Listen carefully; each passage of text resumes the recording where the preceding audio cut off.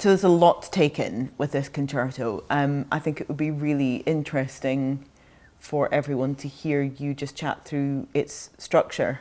Sure. How is it constructed? Yeah, I mean, roughly speaking, it's in a kind of through composed 5-movement structure. Never give me a break, basically. With the 4, that's right, yeah. You got your work cut out.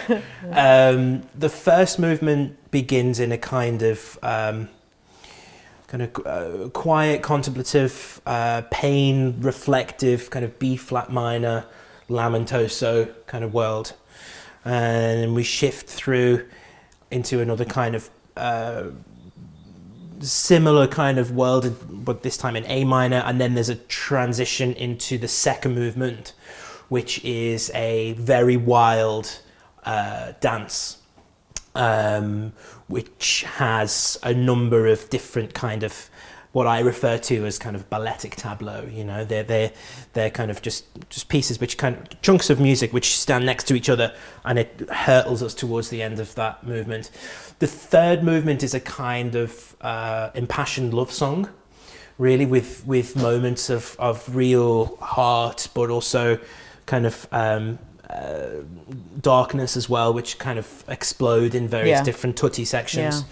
And some of my sections too. And definitely some of your sections.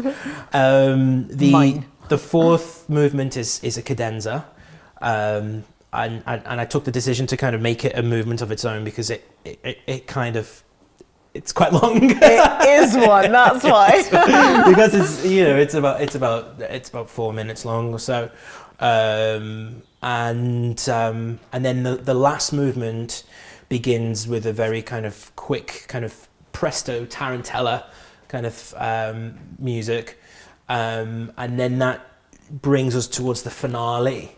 And the finale has a very simple, beautiful melody which you play first, and then it then goes through various iterations in the orchestra. It goes into the winds at first, and then into the strings, and then in a kind of big tutti climax in the brass and the full orchestra, through which you have a kind of kind of jig like kind of funky stuff with lots of open strings and lots of tricky stuff, but it should be, it's real fireworks. And then we end up in these there are kind of 2 codas at the end, and the music that presented itself to me when I started to reach the finale for the very, very end was like a kind of like a 19th century finale kind of like kind of thing, like really, clash cymbals and bass drum and stuff. And I thought, well, how am I gonna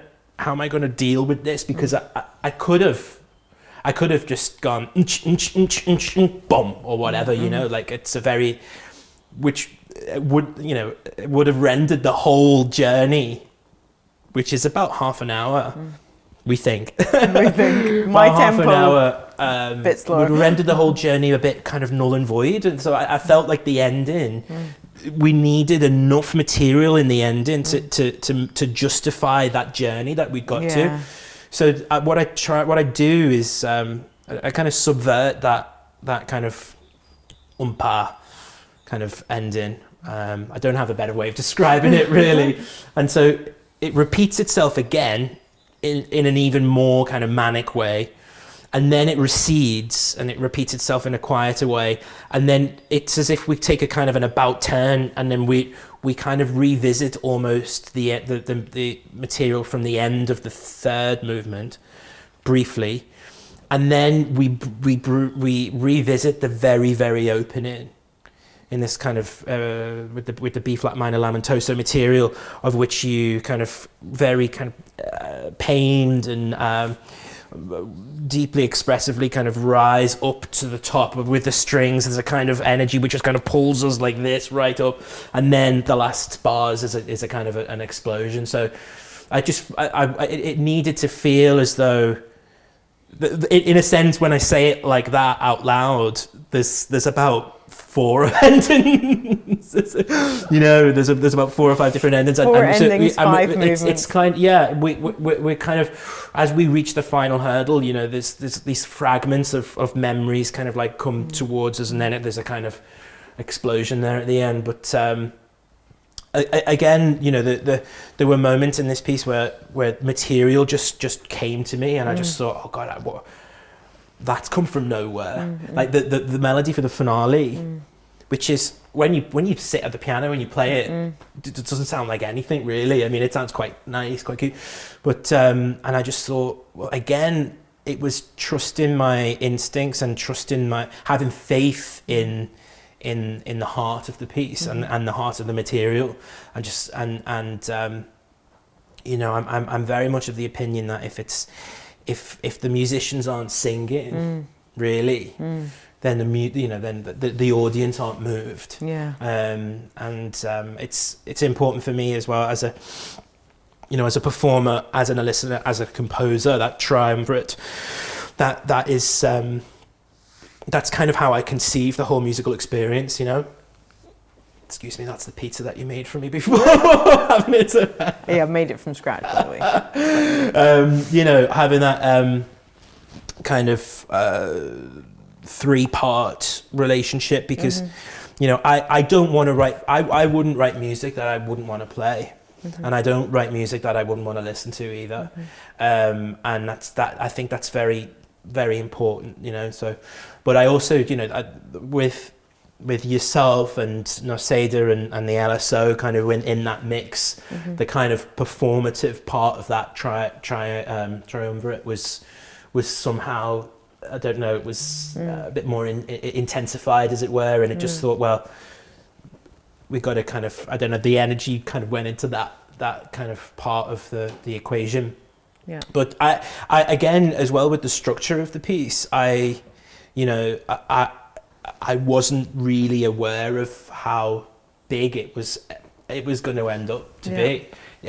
And you know, it's apart from my opera, my oratorio, The Immortal, it's probably it's the longest piece I've written. It's around half an hour, but you know, I just these things, they just appear, they just happen, and you just have to kind of.